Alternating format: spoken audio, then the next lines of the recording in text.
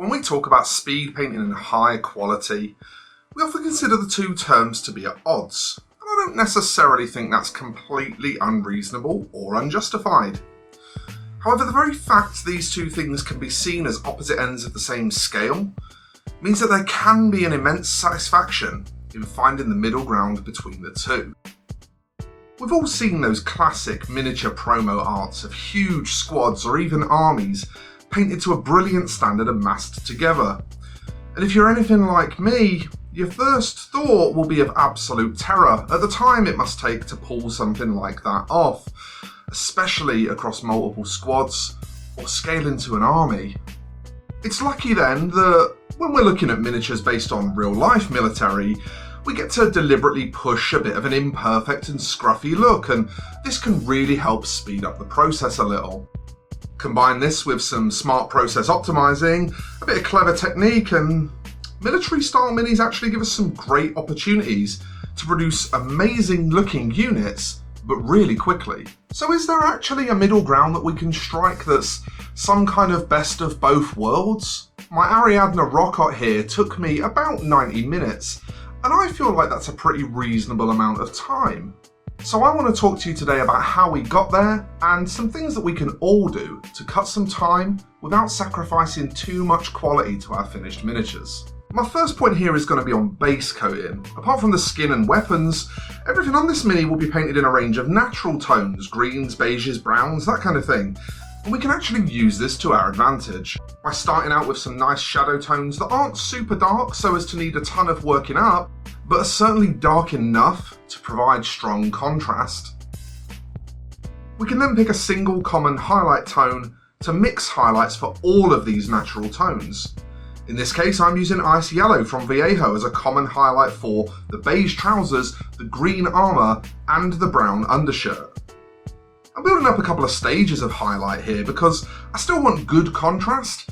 However, I'm blending just using feathering or a little bit of void blending, both very fast methods that give up a bit of smoothness in favour of a lot of speed. And it's because of this approach that I'm able to get all of the clothing and armour and that kind of thing painted on this model within the first 45 minutes, about half of my time for more than half of the model. And it's times like this where foregoing things like washes can really help us out, because the drying time of something like a wash would actually slow us down a little here.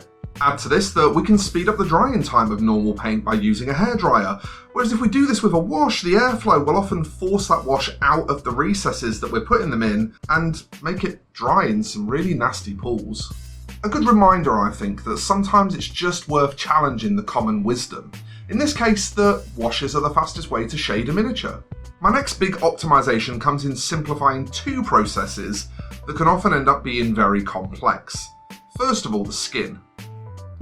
You're probably aware of my sunny skin tone obsession by now, another common colour that I use for a variety of things. In this case, pairing it with the dark sienna colour I base coated with gives me a really easy skin that looks surprisingly varied after building up just 2 or 3 highlights. And this isn't going to work for just any 2 skin tones, it's worth bearing that in mind. But trying to research and find some of these amazing 2 colour pairings that work for great quick skin tones can save you acres in the long run. So this one is Reaper MSP Chianti Sienna and Vallejo Model Colour Sunny Skin Tone. But there are tons of others out there of these 2 colour pairings that you can work out will make your skin tones so much simpler. The other big optimization comes with the blacks, where for the more volumetric sections, I'm going to cheat a bit by completely ignoring any sections that aren't in direct view or direct light. Where possible, I'm also going to take advantage of the sharpness of the sculpt here and use side brushed edge highlights, jumping straight to a fairly bright grey from the off for big contrast with just one pass. Then it's just a very fast tour around the mini to grab some bright edge and corner spots, and we're now at about the 1 hour 5 mark and actually starting to look really close to done. The remaining 25 minutes are spent taking care of a number of tiny isolated jobs. For the most part, the hat, straps, buckles and hair all need an individual approach, but as with the rest of the model, we can just use simple 2 colour workups and quick techniques to make them look nice. Another quick trick I do here to save time is on the boots. I just wash them with a rusty orange colour instead of shading and highlighting them. Once this dries to its matte finish, it's going to look kind of like grime, dust or mud or some other kind of built up detritus, and it's going to save me a bunch of steps.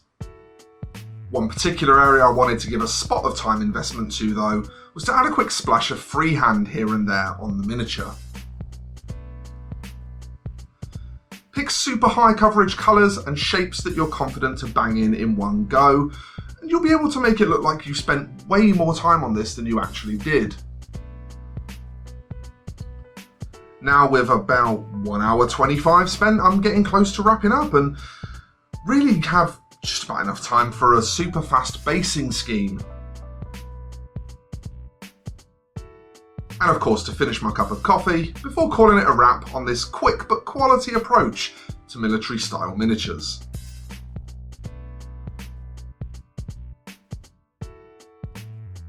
But I suppose the real burning question is, well, how did it turn out? You've already seen me produce one of these at the start of the video, but did the second one stay consistent and was it still just as quick? Well, let's find out.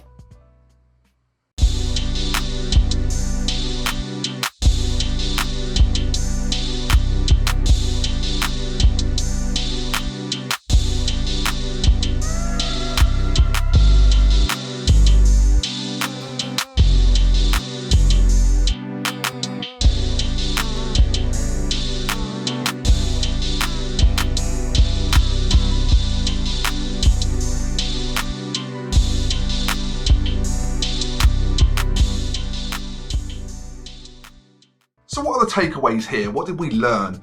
Well, I'm certainly not saying that I'm going to use this for my entire Ariadna force. Some of those miniatures represent my favourite sculpts in the Infinity universe, and I think I'll definitely want to give them a bit more TLC. But I think it's easy to see where there's value in this system too, where perhaps you may not need the best quality out of a particular model, but you might have a chunk of them to get through, and you don't want them to look too much more rushed compared to the pieces you've really tried hard on. Imagine, if you will, how this process would transfer to bolt action or 40k Imperial Guard. I can certainly imagine myself pumping 10 or 15 hours into a squad of Imperial Guard to make them look like this and be really proud of that finished squad. So why don't you drop me a comment below and tell me what some of your favourite painting shortcuts are, whether they be ones that I've featured in this video or some of your own. I'd love to hear from you. And while you're down there, don't forget that you can also give this video a like if you liked it. You can subscribe to the channel and enable notifications if that's a thing you wish to do. And also don't forget, if you love what we're doing here and you want to be more involved, down in the description below you'll also find a link to my Patreon campaign, where in exchange for your support you can get a whole bunch of cool new bonuses. So folks, thank you so much for watching. I will see you in the next one. Bye bye for now.